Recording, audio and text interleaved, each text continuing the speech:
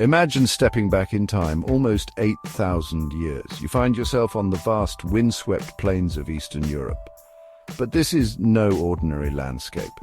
This is the world of the Cucuteni-Trypillia culture, one of Europe's earliest and most enigmatic civilizations. Named after the villages in modern-day Romania and Ukraine where their remains were first unearthed, the Cucuteni-Trypillia people thrived between 5500 and 2750 BC. They left behind a legacy as captivating as it is puzzling. These were not simple farmers scratching a living from the earth. The Cucuteni-Trypillia people created bustling settlements, some home to thousands. Their pottery, adorned with intricate spirals and stylized figures, stands as testament to their artistic skill. Perhaps most intriguing of all is their practice of burning their own homes in elaborate rituals, a mystery that continues to fascinate archaeologists and historians alike. The Cucuteni-Trypillia culture offers a glimpse into a pivotal moment in human history.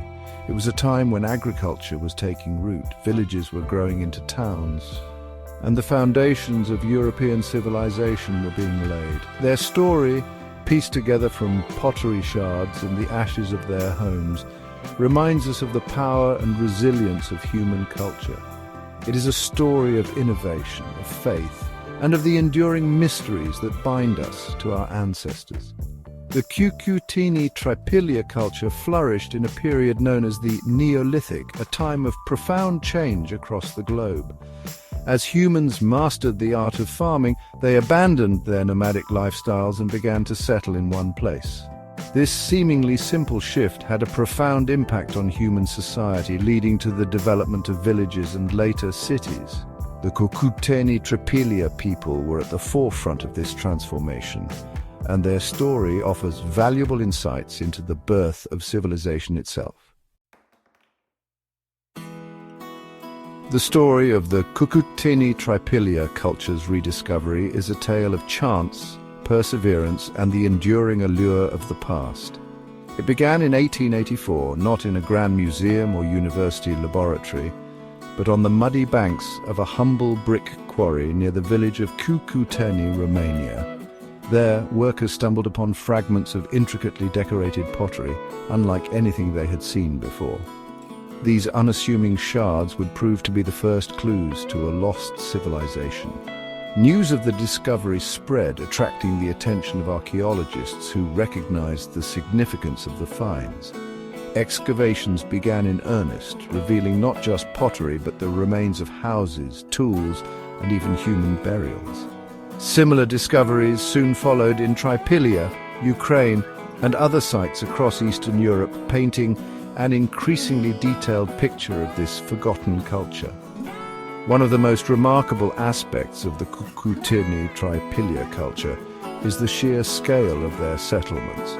Some, like the site of Talianki in Ukraine, are thought to have been home to as many as 15,000 people, making them some of the largest settlements in Europe at the time. These were not just sprawling villages, but carefully planned communities with distinct neighborhoods, communal spaces, and even fortifications. The discovery of these proto-cities challenged long-held assumptions about the development of urban life in Europe and highlighted the sophistication of these early farmers.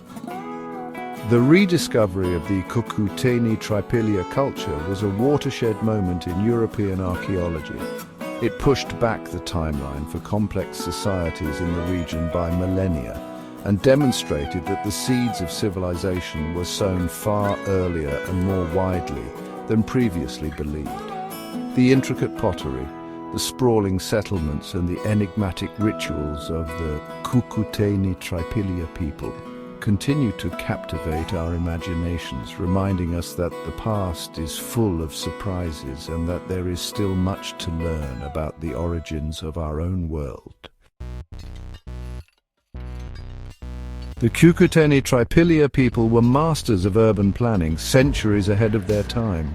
Their settlements, some sprawling over hundreds of hectares, were not haphazard collections of dwellings. They were carefully planned communities laid out in concentric circles or ovals, often following the natural contours of the land. This deliberate design suggests a sophisticated understanding of spatial organization and a well-developed sense of community. At the heart of many Cucuteni-Trypillia settlements lay large open plazas. These were likely used for communal gatherings, rituals, and perhaps even markets. Surrounding the plazas were rings of houses, often arranged in a radial pattern, with streets or pathways running between them. This layout provided access to the central plaza, while also creating a sense of privacy and separation between individual dwellings. The houses themselves were remarkably uniform in size and shape, typically two-roomed structures built of timber and clay. This uniformity suggests a degree of social equality, at least in terms of housing. However, some houses were larger and more elaborately decorated than others, hinting at a hierarchical social structure. These larger houses may have belonged to clan leaders, religious figures, or other prominent members of the community. The urban planning of the Cucuteni-Trypillia people reveals a society that was both egalitarian and hierarchical. The emphasis on communal spaces and the relatively uniform housing suggest a strong sense of community and shared identity. At the same time, the presence of larger, more elaborate houses hints at a social hierarchy, perhaps based on lineage, occupation, or religious authority. The Cucuteni-Trypillia settlements were not just places to live, they were expressions of a shared worldview, a carefully ordered microcosm reflecting the social and spiritual beliefs of their inhabitants.